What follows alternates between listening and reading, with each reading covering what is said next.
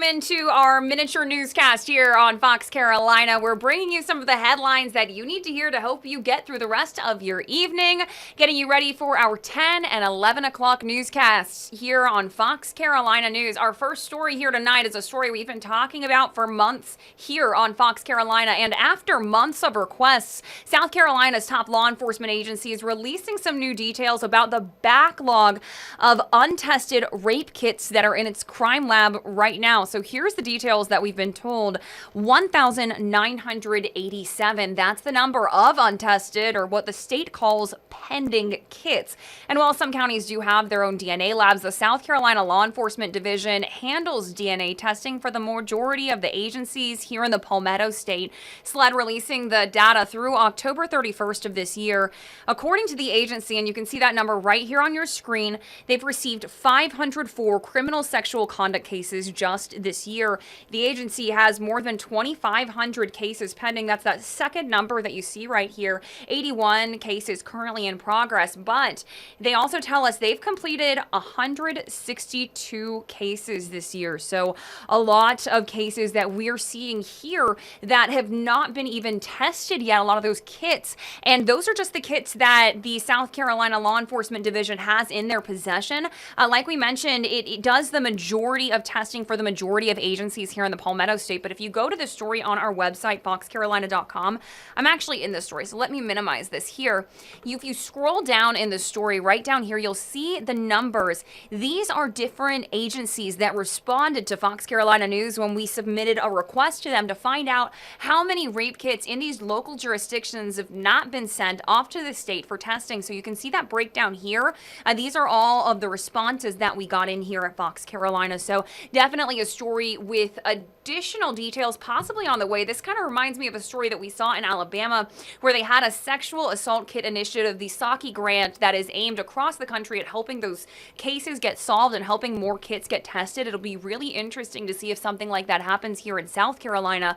The SAKI grant is in North Carolina and a few different parts of that state. All right, let's go ahead and talk about our second story here tonight, talking all things you decide. Now, Election Day is just around the corner. It's tomorrow.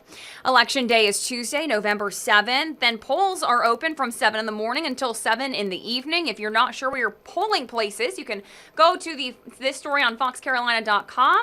What you need to know before heading to the polls, if you scroll down, you'll see right here, you can click here to put in your information, check your voter registration, find your polling place here. Lots of helpful links for you to be able to click on here inside of this story. And if you even scroll down a little bit farther, then you'll see the list of different photo IDs that you can bring with you if you plan on voting tomorrow. And a couple of the races that I do want to mention that we're watching, mayoral races for Greenville, Easley, Pickens, and Simpsonville. Simpsonville, of course, where I moderated the candidate forum and got a chance to hear from all three of those mayoral candidates, also the candidates for city council. And we actually have profiles for those different Simpsonville mayoral candidates on our website right now if you'd like to look at those, learn more about all three of those candidates who are up for election.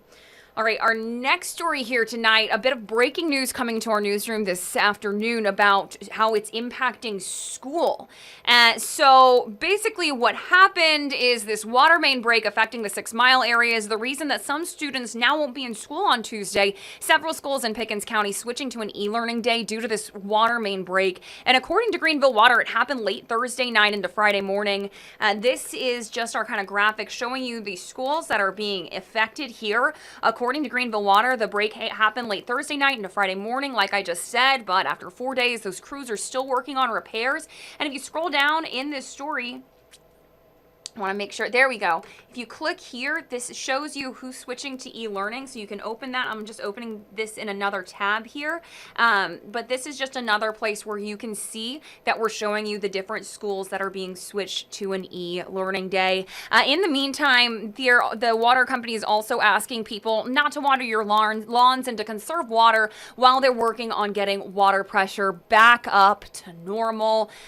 So an e-learning day, I'm sure the kids will be excited. Parents, definitely something to be aware of. All right, we've got a lot of excitement for our last story. We're talking a little bit of sports here, talking about the NCAA tournament. And check this out, Clemson fans have an extra reason to be excited tonight. Clemson earning the #1 seed in the NCAA tournament. They're joining Florida State, BYU, and UCLA, each school earning the top seed in their part of this bracket. So the Tigers, where you'll be able to find them, is on the bottom left-hand quadrant, the bottom left corner of the 64-team bracket. And this marks Clemson's 10th consecutive appearance in the tournament under this program's current head coach.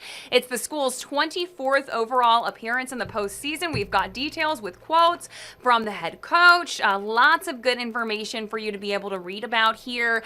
But it's already that time of year, if you can believe it. Time for elections, time to start talking about brackets, and time to start thinking of who you will pick when that eventually comes around. Well, that's all we have for the digital desk here, but I do want to show you how you can submit a story tip to us if you're watching this and you think there's something that we need to be talking about here on Fox Carolina News.